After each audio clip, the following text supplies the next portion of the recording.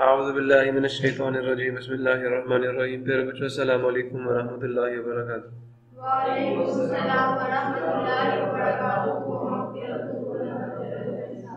Rabbi इश्रह ली सदरी व यस्सिर ली अमरी वहलुल उक़दतम मिन लिसानी यफ़क़हू क़ौली। Rabbi ज़िदनी इल्मा rabbi ज़िदनी इल्मा rabbi ज़िदनी इल्मा। अल्लाहुम्मा इन्नी अस्अलुका इल्मन नाफ़िअ व रिज़्क़न तय्यिबा व अमलन मुतक़ब्बला। अल्लाहुम्मा अल्लिमनी अल-किताब वल हिसाब। अल्लाहुम्मा ज़क्किरनी मिन्हु मा नसीतु व अल्लिमनी मिन्हु मा जहिलतु। अल्लाहुम्मा ख़ुज़ बियदी। प्यारे बच्चों, आज हम लोग chemistry 9th class chapter number 1 का लेक्चर नंबर 19 स्टार्ट करने जा रहे हैं। और आज के इस लेक्चर में हम लोग कुछ क्वेश्चंस हैं एक्सरसाइज के जो कि रह गए थे पिछले वाले लेक्चर में। तो मैंने आपको क्वेश्चन नंबर 13 का सोल्यूशन बता दिया था कि सबके आपने फार्मूला मैसेज कैलकुलेट करने हैं और जिसका फार्मूला मैच जो है वो 133.5 AMU के बराबर आ जाए वो आपने कर लेना, वो इसके बराबर आएगा। ठीक है। फिर जी calculate number of atoms. Number of atoms calculate करने थे 14वें सवाल में। तो जो क्वेश्चन नंबर 1 का डाटा है वो कुछ यूं होगा।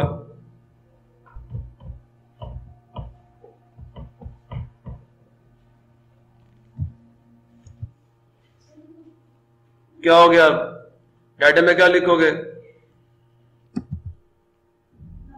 नंबर देखो ना, नंबर ऑफ एटम्स कैलकुलेट करना है।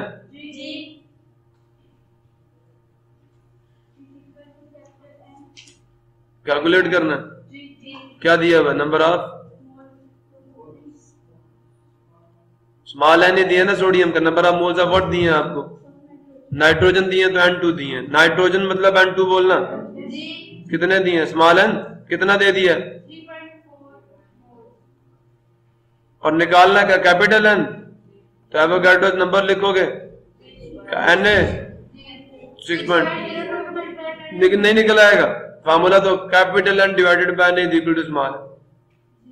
नहीं बोलो, कैपिटल एन लिखा तो नहीं लिखना पड़ेगा ना, फार्मूला है ना 3 वाला आपके पास। चलो फिर नेक्स्ट बी क्या है? क्या गिवन है? इसमें भी मालूम तो एटम्स ही करने हैं ना। अच्छा, मजे की बात यह है उन्होंने क्या कहा? Find the number of atoms. क्या मालूम करना? 3.4 मोल्स ऑफ नाइट्रोजन। अच्छा, मजे की बात यह है कि 3.4 मोल्स ऑफ आखिर पे देखो नाइट्रोजन एटम्स लिखा हुआ है तो ये N2 नहीं है, ये N2 एटम्स हैं। नाइट्रोजन के N एटम्स हैं।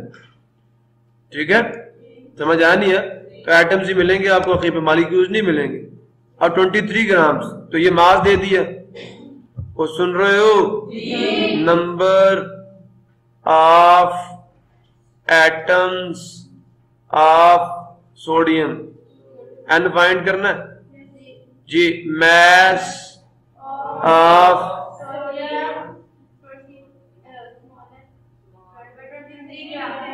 क्लियर हो गया?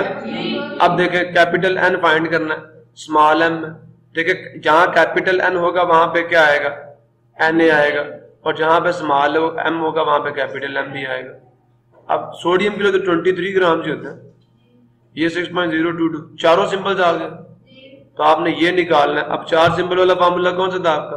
Capital N divided by N, small m divided by capital N। ये बेटा खुद देखना पड़ेगा, जिस न्यूमेरिकल में कैपिटल N है और स्मॉल m में Na आएगा, कैपिटल M भी आएगा। नहीं समझे? नहीं समझे? अब एक बंदा कहता मुझे नंबर ऑफ मोल्स चाहिए, तो क्या चाहिए? स्मॉल n भी चाहिए, स्मॉल n भी चाहिए ना। फिर नंबर ऑफ दो सवाल पूछ ले कि मुझे मोल्स भी निकाल के दो, तो फिर आप बेशक कोई से दो को पकड़ लेना, small m by capital M करके स्मॉल n निकाल देना। क्लियर हो गया? अब कैपिटल N किसके बराबर आ जाएगा? Small m divided by capital M multiply N। Value put करके निकाल दो answer. 5 grams of hydrogen atoms. क्या कह रहा है? तो क्या वही मास दे दिया 5 ग्राम्स। कैपिटल M खुद लिखोगे। हाइड्रोजन एटम का मास कितना होता है वैसे? डाटा देख लो और से। क्या data? mass of H atom कितना दिया 5 ग्राम और ये स्मॉल एम है तो कैपिटल एम भी लिखना पड़ेगा ना मोलर मैस एच एटम सुन रहे हो कितना कैपिटल एम। अब एक एटम का मास 1 ग्राम हो H2 का नहीं लिखना एक एटम का ना इसलिए 1 ग्राम आएगा। तो निकालना क्या था number of atoms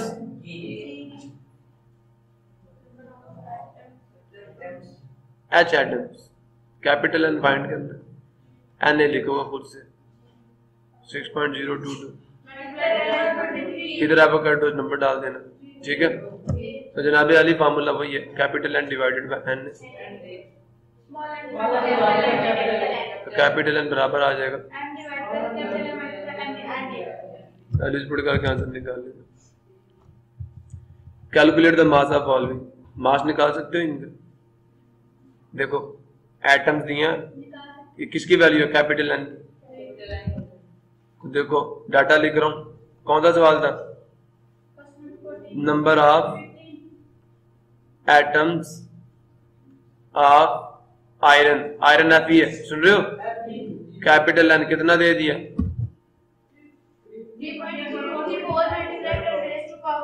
3.24 multiply 10 raised to the power 18 atoms है लो तो निकालना क्या मास मास आयरन स्मॉल एम फाइंड करना। अब बेटा खुद सोचो जहां कैपिटल एन है वहां पे एन आएगा जहां स्मॉल एम है वहां पे कैपिटल। अब आयरन का पुत्र मोलर मास तुमने खुद लिखना पीरियोडिक टेबल से देखकर बताओ कितना होगा आयरन का मास मोलर मैस जिस न्यूमेरिकल में ये हो एन खुद डालना पड़ेगा।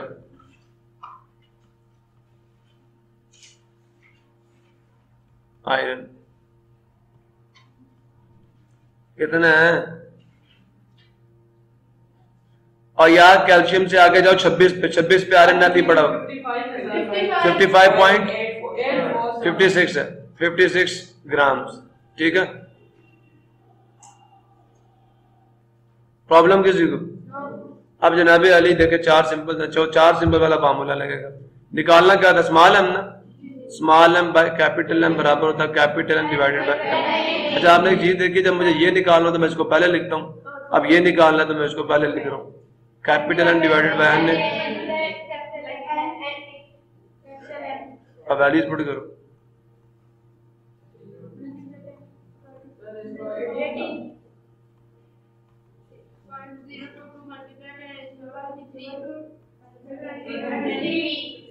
मास कितना था मोलर मास 56 अब मल्टीप्लाई करके निकाल लेना।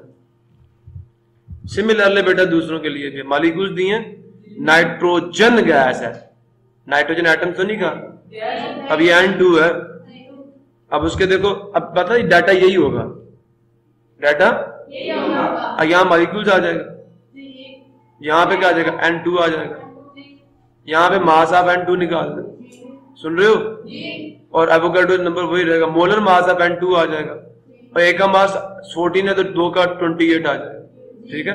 अगर एटम्स होते तो फिर 14 ही डालते आगे तो तुम समझ गए।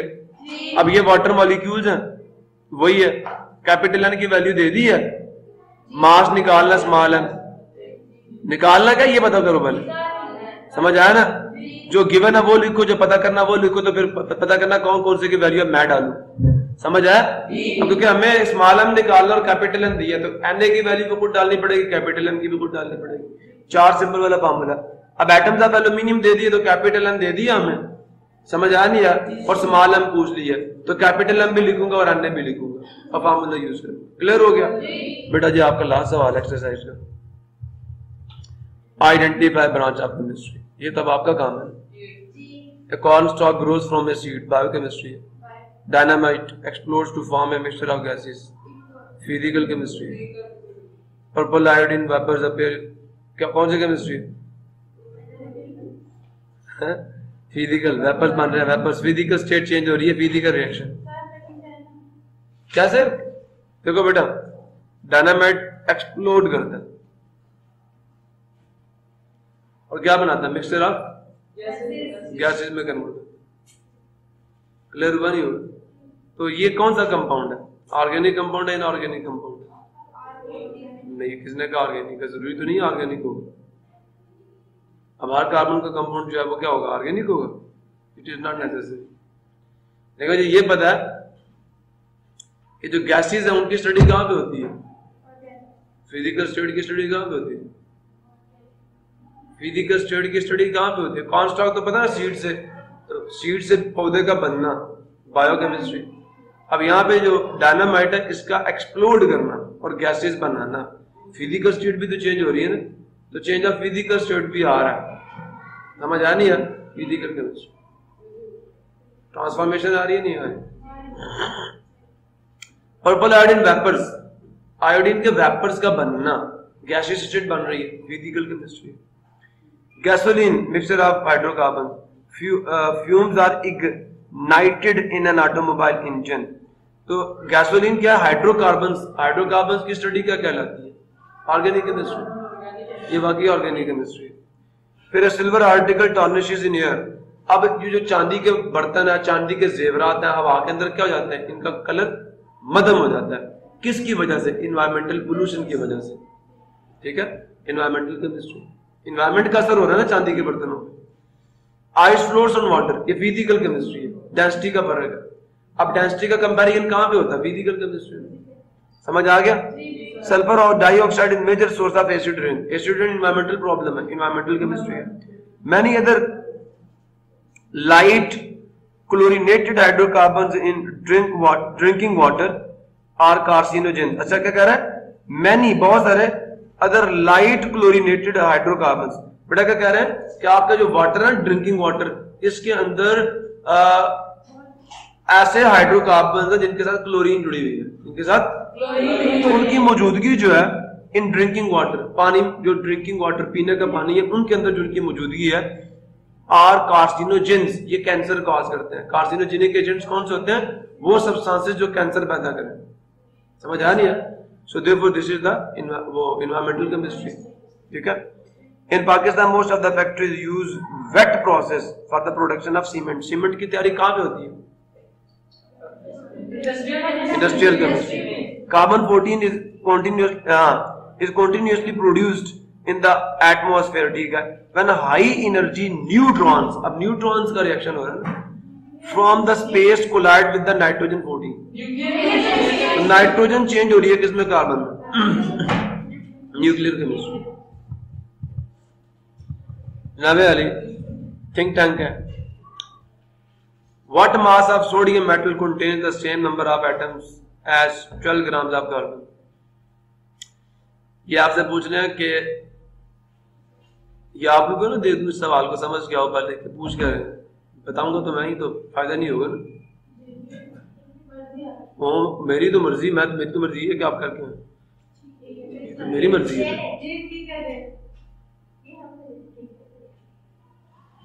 इसके लिए मैं आपको कह देता हूं कि मेरा लेक्चर सुन लो 2017 का, में इसके अच्छे खासे जवाब आपको मिल जाएंगे एक्सरसाइज के सोल्यूशन से, और उससे अगर आपको समझ आता तो ठीक। सर ये हमारे पास है, ये लेक्चर्स हैं, वो आपने पढ़ाए थे, मुझे याद है, रिकॉर्डिंग है आपके पास। मुझे सवाल का मतलब समझाओ, जवाब मुझे पता, तुम रट लेते हो। सवाल का मतलब समझाओ।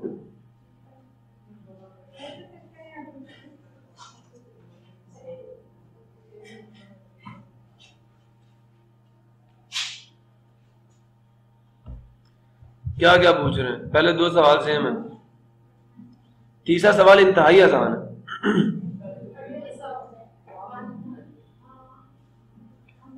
हाइड्रोजन की एक एटम का मास ग्राम्स में कितना होगा? एक एटम का मास ग्राम्स में, हाँ जी, एक एटम का मास ग्राम में। एक एटम का मास किसमें होता है? म्यू में। एक म्यू में कितने ग्राम होते हैं? नहीं पुत्र, एक मोल म्यू 1 ग्राम के बराबर होते हैं। तो 1 ग्राम को किससे डिवाइड करोगे? 1 मोल से। 6.022 से डिवाइड करोगे और पुट करोगे, फिर मास आएगा। ये कन्वर्ट करना है। ये बड़ा मजे का सवाल है, तीसरा सवाल। टोटल 6 सवाल है, सुन रहे हो?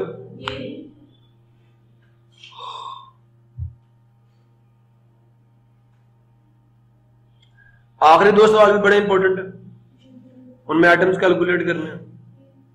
मतलब ये सारे सवाल ही बड़े अहम किस्म के सवाल हैं, और अगर तुम ये सवाल कर जो तो मुझे बड़ी खुशी होगी। शाम को जवाब दीजिएगा। तब तक के लिए अल्लाह हाफिज़। पाकिस्तान जिंदाबाद। अल्लाह हाफिज़।